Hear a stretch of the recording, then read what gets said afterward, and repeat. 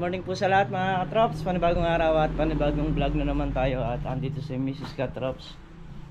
Siya po yung ating videographer ngayong araw. At siya po ay maghahanda raw kahit na konti lang. Dahil baka nga mamaya kabad na lang may dumating na bisita na hindi inaasahan. Kaya ako lang talagang ayaw ko na maghanda dahil ika nga lilipas din yun. Pero ayun, maghahanda raw ng kahit konti lang. Saka sila Kuya Boy, ayan, magsisipunta rito mamaya yun. So ayan, si Mrs. Katrops na bahala sa inyo. Good morning mga katrops. Ngayon po ay birthday po ni Katrops. So pagluluto po natin siya ng kahit konti po. At para po sa kanyang birthday. So yan po, huhugasan na natin yung pechay bago. Ilalagay natin ito mga katrops sa pansit, ay sa palabok. Para masarap siya.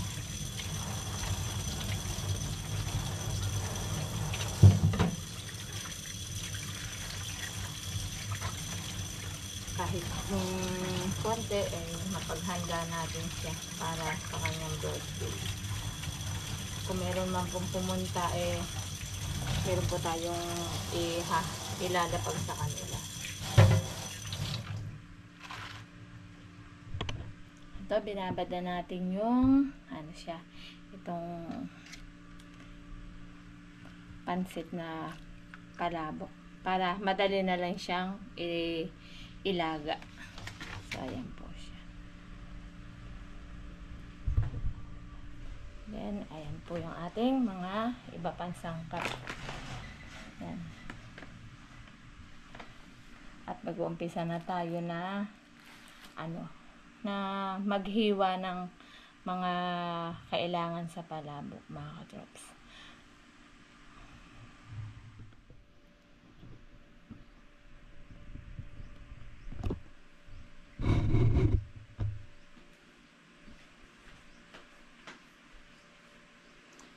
Mag-uumpisa na tayo mga katrops maghiwa ng mga panangkap.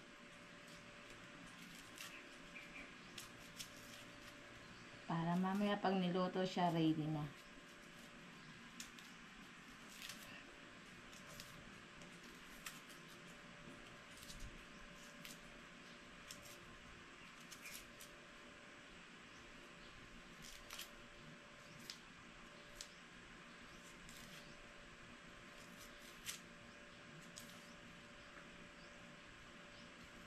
Mga katrops, kung sino po yung gusto mag-avail ng bigas sa akin, sabi lang po kayo. Marami po akong tinda na bigas. Masasarap po siya. Hindi siya kamahalan, pero masarap siya. Order na po kayo. Saka sa lahat po ng may gusto ng bedsheet, available pa rin po dito sa bahay. Saka po yung mga thermos, order lang po kayo. At kung sino po yung may gusto ng mga underwear, order din po kayo. Meron pong panty, meron brief. Po siya, magandang klase po. Kinukuha ko po yun sa dati kong trabaho. Maganda yung kalidad niya.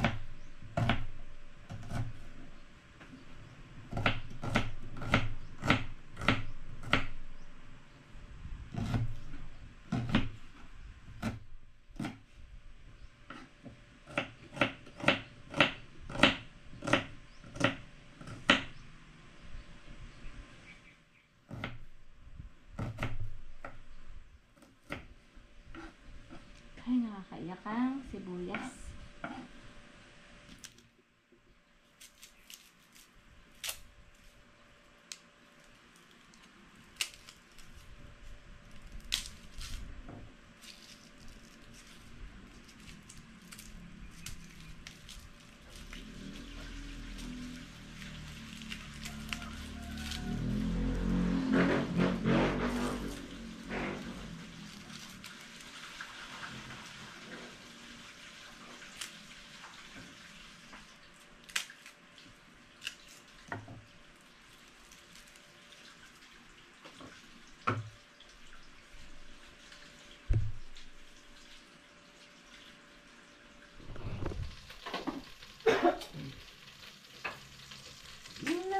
sobrang gwapo,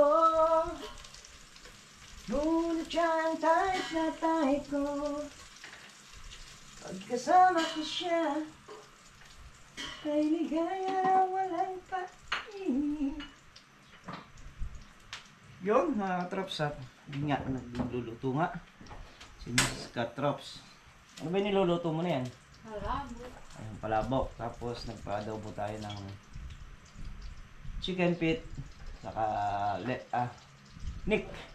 Neck ba yan? Neck. Chicken neck. Ayan.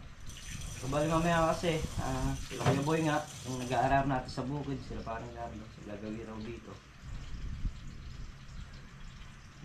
Ayan, nagluto natin. Kahit konti lang. Hindi naman importante yung marami kang handa. Ang importante, makaraos yung araw na to. Kaya nga lilipas din. Ayan, syempre nagpapasalamat po ako sa lahat ng bumati sa akin. Ayan, maraming salamat po sa inyo. So yun, nilapag na po sa ano. May sapin naman po sa yung tiles. So, at nilagyan na ng mga sahog. Tapos hahaluin mo. Ano, tututukan kitang electric pan dyan. Ang init. Ay, electric pan ah. Win, dito ka. Dito kayo. Hindi pwede dyan. Binalo. So yan mga traps. At nilalagyan na ng toppings ni Mrs. Katrops yung ating palabok. Yan. Ang gawa ni Mrs. Katrops. 2 bilaong palabok. Tapos, mamaya pa. Masakit nito pag urongin tayo. Dahil marumi. Ano? Ayan o. Dahil marumi sa lamesa. Ako, Diyos ko. Ayan o. Kalat yung marumi namin. Ayun na. Ayaw pa naman ito na yung ganyan, yung marumi. Ayan. Kay Ate Jen Cute Javier. Salamat po. At ingat po kayo palagi dyan. At sana marami pa kayong natanggap na trabaho. Ayan. At sa mga viewers po natin, ayan, thank you po sa inyo. Ngayong araw ito yung pag-alala sa, hindi naman sa sarili, kundi sa magulang. Ayan.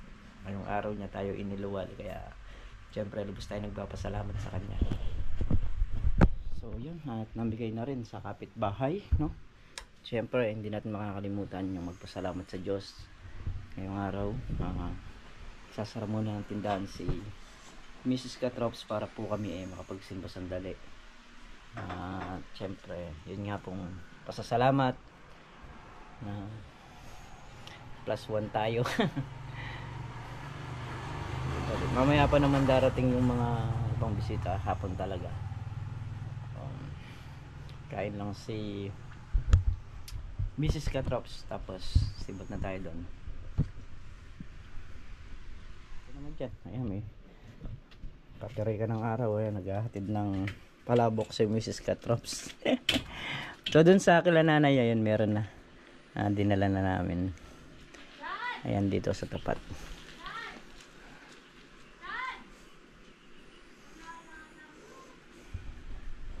Walang tao? Pag walang tao, mamaya na lang. So, ito yung karugtong ng ating vlog, mga katrops.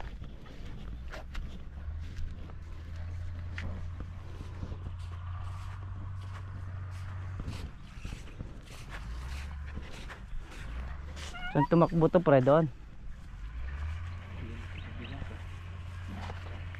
Tubig ko na lahat ngayon to, ngayong araw na to. Alin? Para pag lumipat doon po lahat. Yung dalawa na to, diretso, lahat. Tubigan mo na. Naman ang diesel.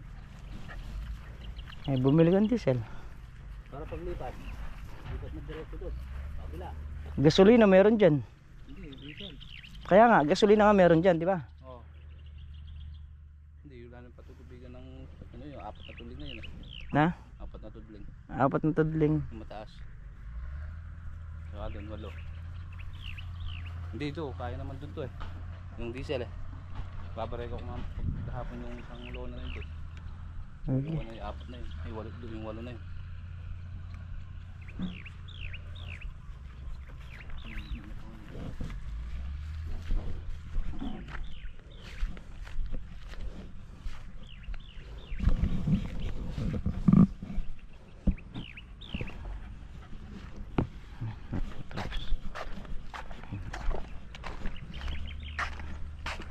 Doon mga kasabayan naming mga nag-aampalaya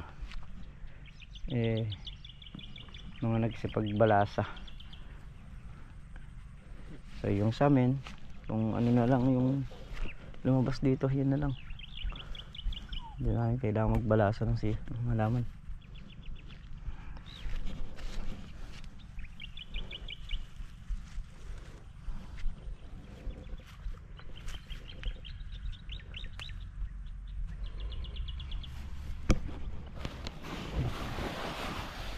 Takasan natin tong samos dito sa mega naman sa taas.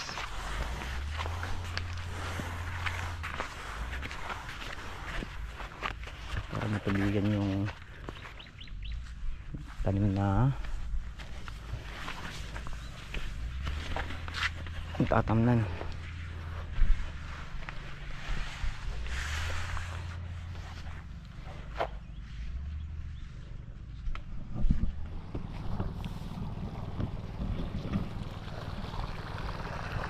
Papatubig na tayo. Yung mga dayos ng ampalaya na tatamnan. Ha? Para pag tubo ng maliit na damo, na-spray tapos sasabayan natin ang tanim. Mga 1-2 araw lang naman tubo na yung binhi ng ano yan ang damo.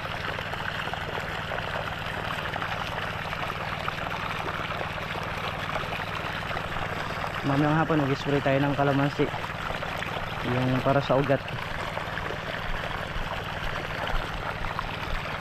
Tapos ito bukas na may spray to.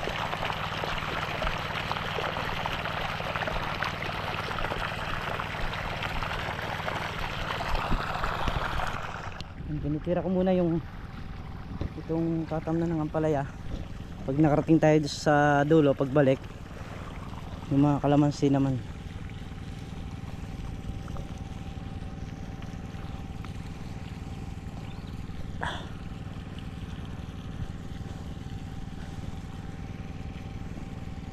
Pagka ganyan tagaraw, mas magandang nagpapalabong ng kalamansi, traps.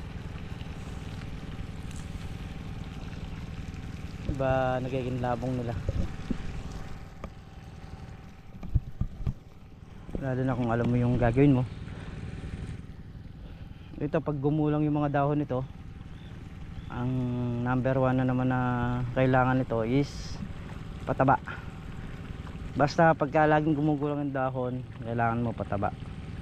Yun yung malakas magpalabong sa kanya.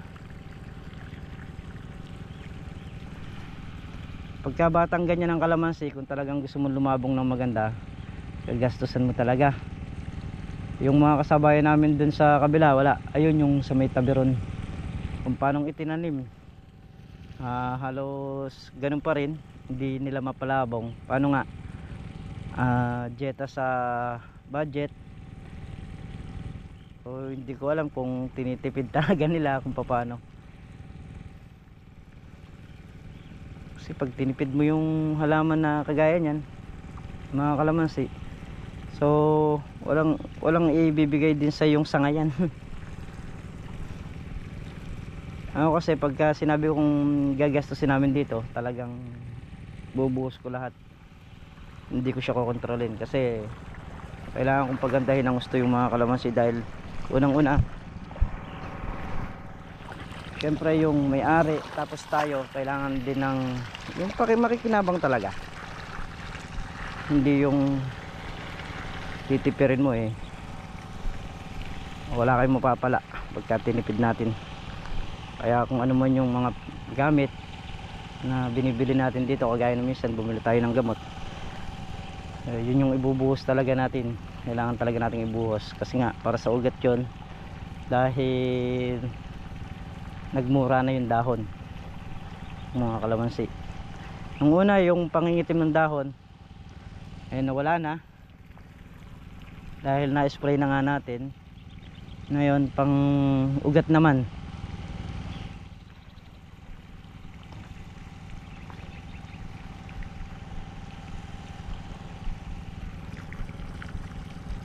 pang-ugat naman yung ating titirahin.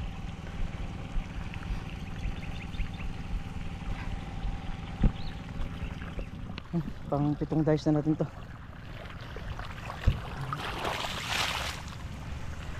Para ma-spray po kasi yan dahil nga may mga damong maliliit pa, baka mauna pang tumubo yung damo sa itatanim natin, kaya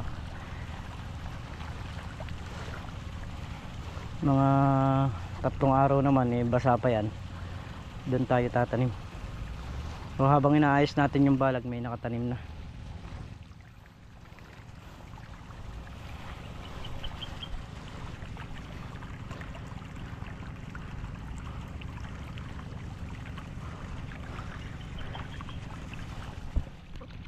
Napit na tayong mga lahati rito sa may gitna, dito sa may taas. Ayos lang yung terik ng araw kaysa lang doon sa malamig na simoy nung hangin, kasi mga ampalaya nagsisitigas ng talbos pagka ganyang mainit. Ayun, nakakapag-recover na, ilalim na yung ampalaya natin dito sa baba. Mamaya naman kakasanama natin yung hose papunta naman dun sa may dulo ron. Ang gagamitin natin yung rubberize pagka dito nayari na tayo. Lahat nung mababasa ako na to pwede nang sprayin to ng makalawa, at magbababad na rin tayo ng buto para saktong namamatay yung damo, patubo yung ating ampalaya. Yun namang gagamitin natin pamamatay damo dito, yung pabubuhagin niya yung lupa na yan. Bagay, kahit anong klaseng pamatay damo naman, pinapabuhag niya yung lupa.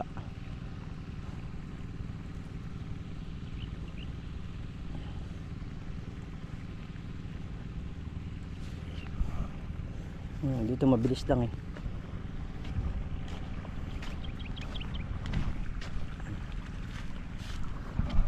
dahil mistisong buhangin yung lupa rito, kaya gaya niyang ayan, basa na rin sa ilalim yan itong kuwan na to, nabababad na rin.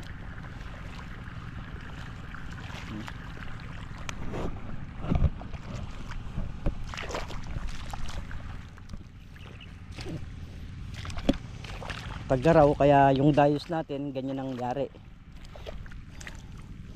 Pagkatagulan naman, nakaano yan, nakadaop.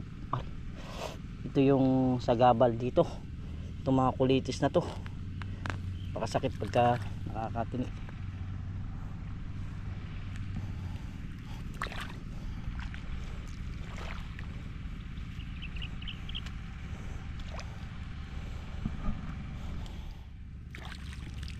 Lahat nung kayang salubungan dito sasalubungan natin, tapos yung iba pang gagalingin natin sa itaas.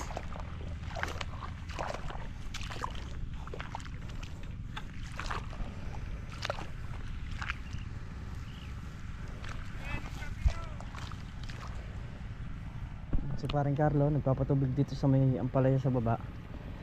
Ang gamit niya yung makina sa baba, tayo gamit natin yung Robin. Si Meltong Vlog nandun sa may balag, nagbabaklas naman ng mga kawayan na itatayo nga natin doon dahil kulang pa tayo ng kawayan doon sa gilid. Yun yung binabaklas niya. So hintayin lang natin si Makmak na makalusong dahil dun sa kulong-kulong, at maisakay natin yung mga puno ron, maitayo natin dito. Yun ang plano. Yung mga pagbabaw na ng serga, tinubigan na rin natin para hindi ganun katigas ibaon yung mga sergahan. Yan. Dudugtong muna tayo ng hose dahil sad-sad na yung dayos na ating pinapatubigan.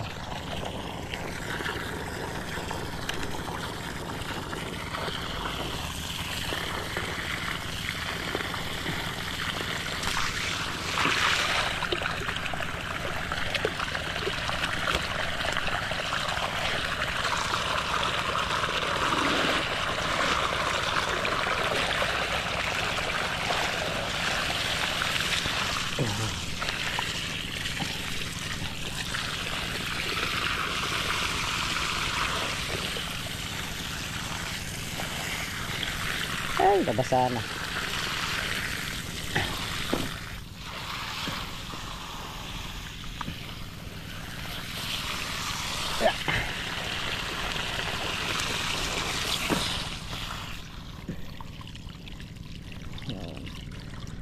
Ayun na.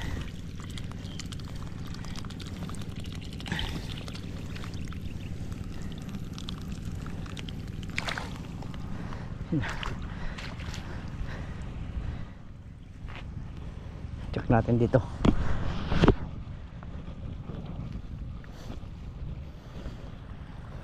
Ito na.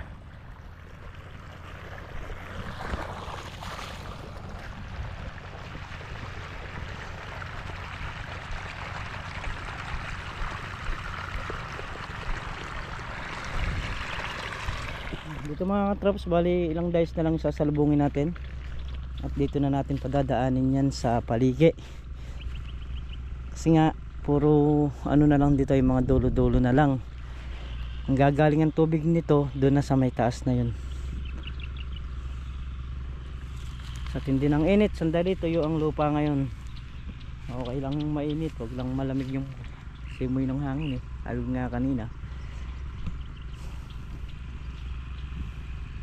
At siguradong walang humpay ang patubig natin sa mga halaman.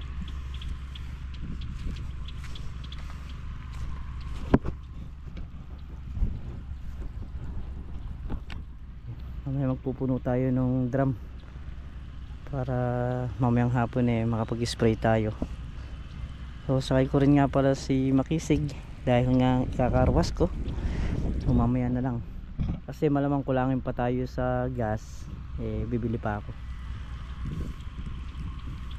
Diesel ayun na nakabili na tayo kanina.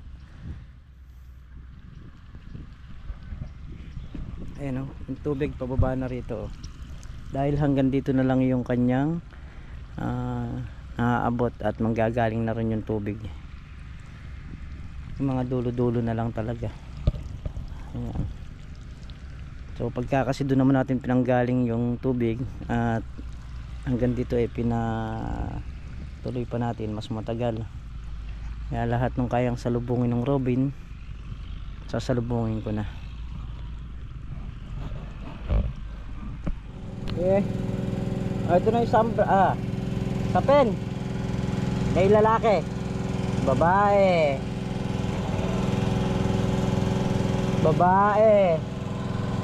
puro babae yata. Hapon ito lalaki.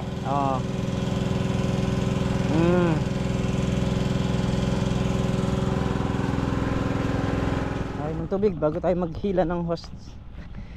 Pag na-check natin to, hilahin ko na yung hose doon sa gitna dahil ito na lang yung huling sinasalubong ng tubig na nandini. Pati yung kalamansi tubigan na.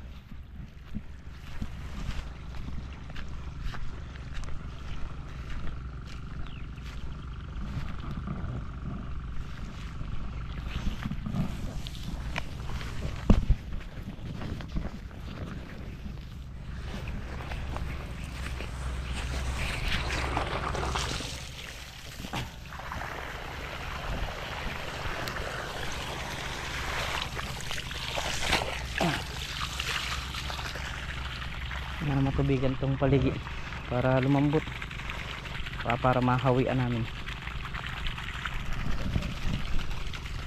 Ayan na yung hose, hinila na namin ni Meltong Vlog.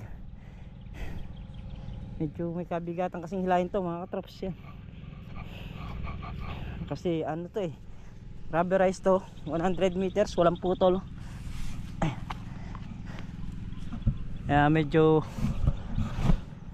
kabigatang hilahin. Ayan.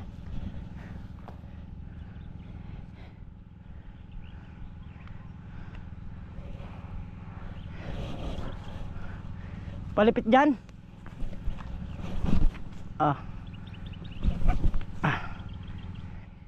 Yan, konti na lang.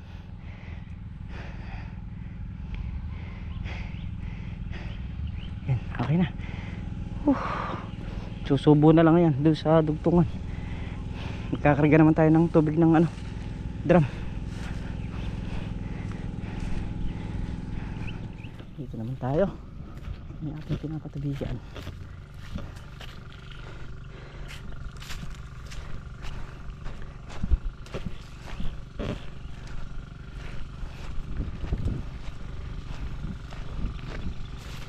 Ito na yung tubig oh. Hintay magbukas dito. Dapat ng dayos para pumasok.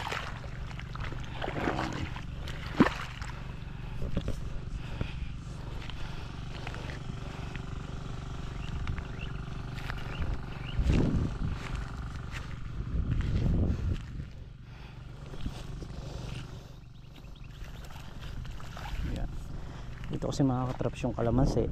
Ayan. Sa paligid na lang lahat dadaan yan.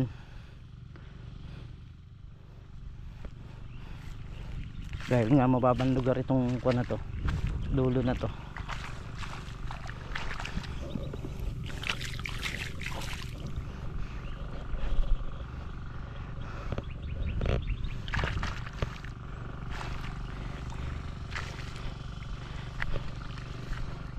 So ito po yung gamot na gagamitin natin.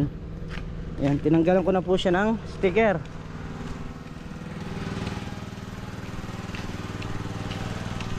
Ibuhos po natin sa drum.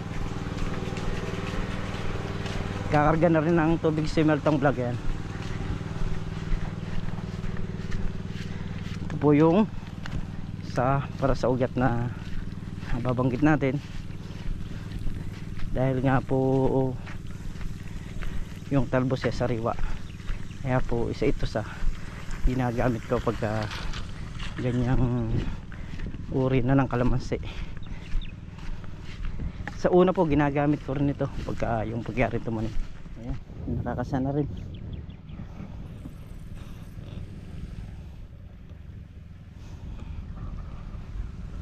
Mag-spray na rin kami nito mga katraps. Dahil yung patubigin natin doon okay na. Ito naman yung patutubigan natin bukas, yung taas. So hindi pa natin mapapatubigin ngayon kasi nagkapatubig pa rito nung Voltron, nung Kaligay. Ayan, andun na rin si paring Carlos may bungad. Itong lugar na yun mayayari ngayon yan. Ang kuwan lang bukas dito naman kasi nga salit sila. Tanggal natin. Yan.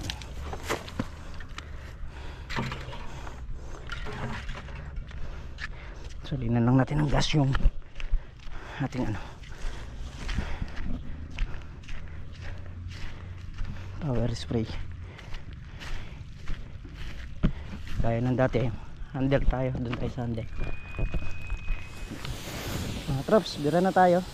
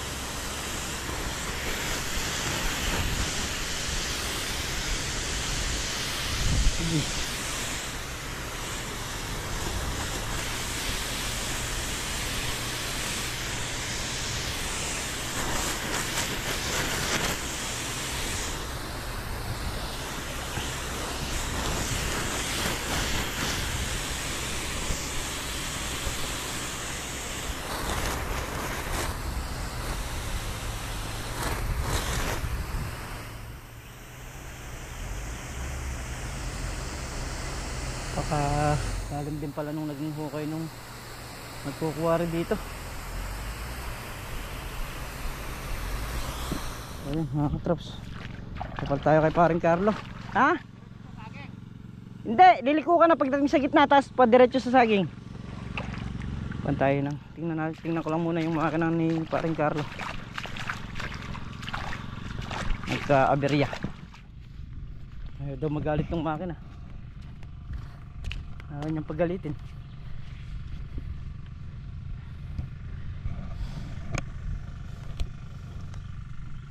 Check natin kung saan may problema. Mahirap nito yung sa LC.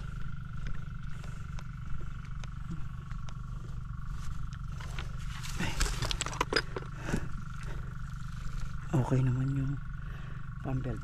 So tingnan natin dito sa may LC.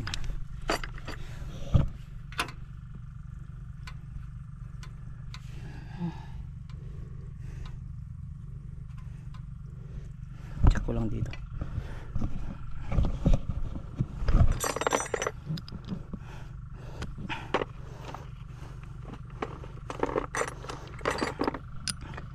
Kaya nagpapalit muna tayo dahil nga dito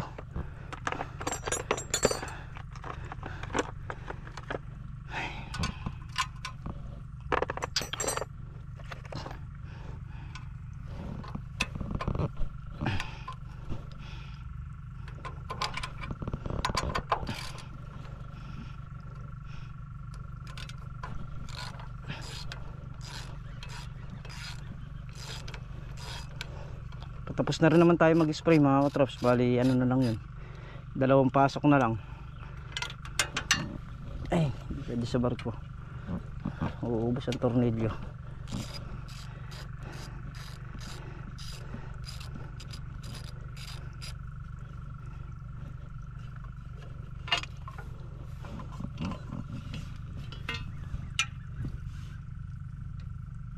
Walang galit kasi yung spring, ayun o, hindi talaga magagalit.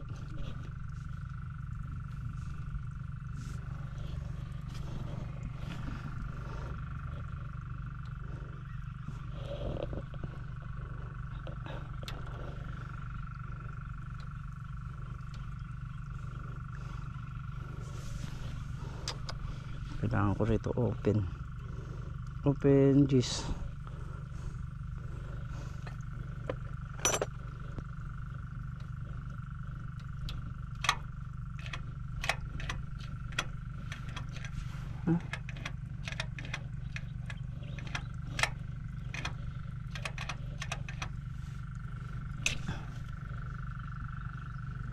Langis. Okay naman to eh. Oh. Change oil pa lang ito eh. Open edges ang kailangan ko. Balik muna tayo ron. Kuha tayo ng open edges.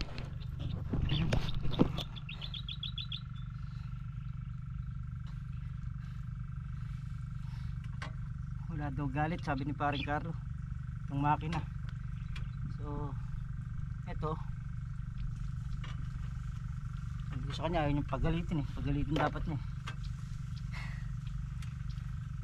Ito, check natin kung okay na yung ating pagkakagawa.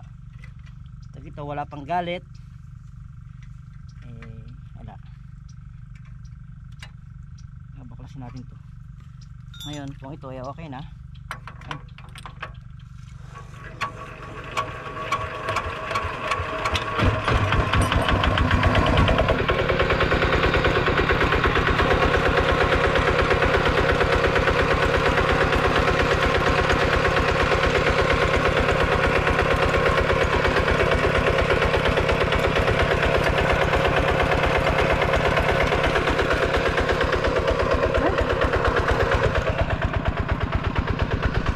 sigurado tapos na rin sila mag-spray.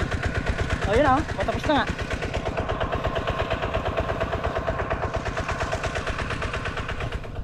Ayan o, yun na sila.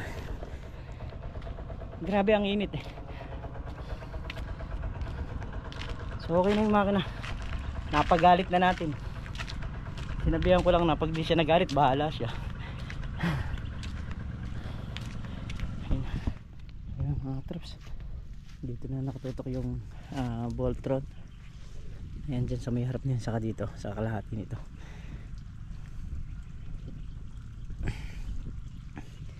Bukas ayun yung luha ng blue. Doon naman natin iharap yan.